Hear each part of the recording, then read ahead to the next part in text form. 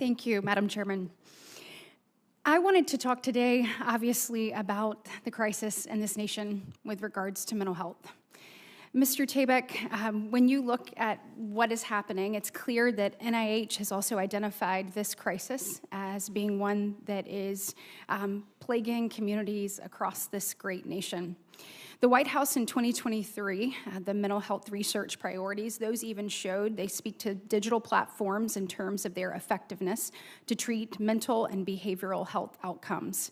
However, there are plenty of NIH studies that show how social media and screen time likely have a negative effect on mental health, particularly youth mental health. Now, let me tell you something. As a mama of a 13 and a 14-year-old, this is something that is particularly important to me. I look at how young people are having to grow up right now. I know as someone who went through middle school and high school as a young woman that it's tough.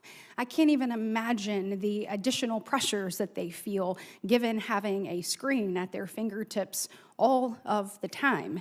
I think the reports are shocking, and I don't think the numbers lie. Last year, 1 in 3 high school girls said that they seriously considered suicide.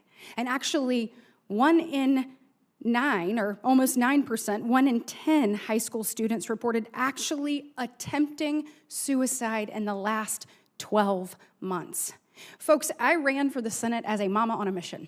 I said that my children and other people's children and grandchildren should be able to achieve the American dream. If we do not take a hold of what is happening right now with social media and our youth, it is going to be so far gone we cannot get it back. And my question to you is, what is the NIH doing to address the damage of social media and what it's having on our children and our children's mental health?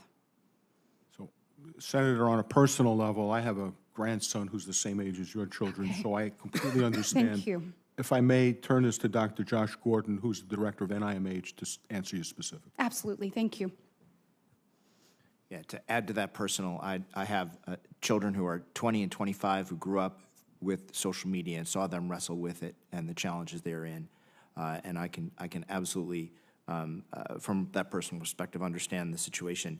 And I think if you look at the correlation, so from 2011 to 2019, the CDC says that depression amongst our children, our high school kids, more than doubled. It is no coincidence that that actually coincides with the exact time where we had a rise in social media. For that matter, not just depression, but suicide deaths have been dramatically increasing in children, and children who are even younger than used to typically die. So we're seeing dramatic increases in the rates in preteens, which is incredibly disturbing.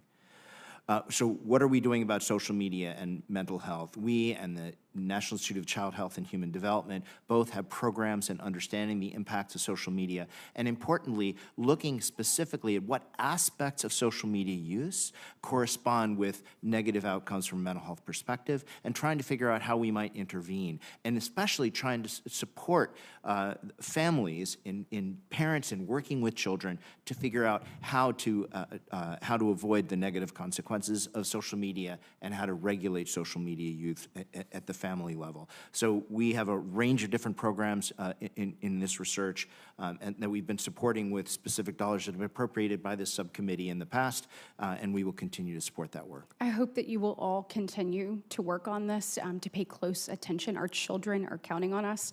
I want to follow up on what Senator Schatz said earlier. We have introduced a piece of legislation along with Senator Cotton and Senator Murphy to help with this. It's bipartisan. It prohibits children from under the age of 13 from using social media, which is consistent with what social media companies say that they already do. It requires a parent or guardian's permission for children ages 13 to 17 to create an account, so very simple. And the last thing is it requires social media companies to verify that quickly, but it also does not allow them to utilize algorithms against our children. So between 13 and 17, when they're on social media, they would not be able to be targeted by algorithms, pushing them into what we know to be so many deep, dark holes. And so I am hopeful that this body will act. I am hopeful that we will come together and actually do something to put parents back in the driver's seat and to protect our children. I will tell you, they are counting on us. Thank you. I yield my time. Thank you. We will begin a second round, hopefully quick and painless. Hey, before you click on the next video, if y'all could do me a big favor and hit that like button. The algorithm loves it, and so do I, because it helps promote these videos and get the message out about what our government has been doing. Don't forget to hit that subscribe button and turn on your notifications, because every time I put out a video, you want to know about it, right? Thanks again, and have a good one. See you on the next one. Peace.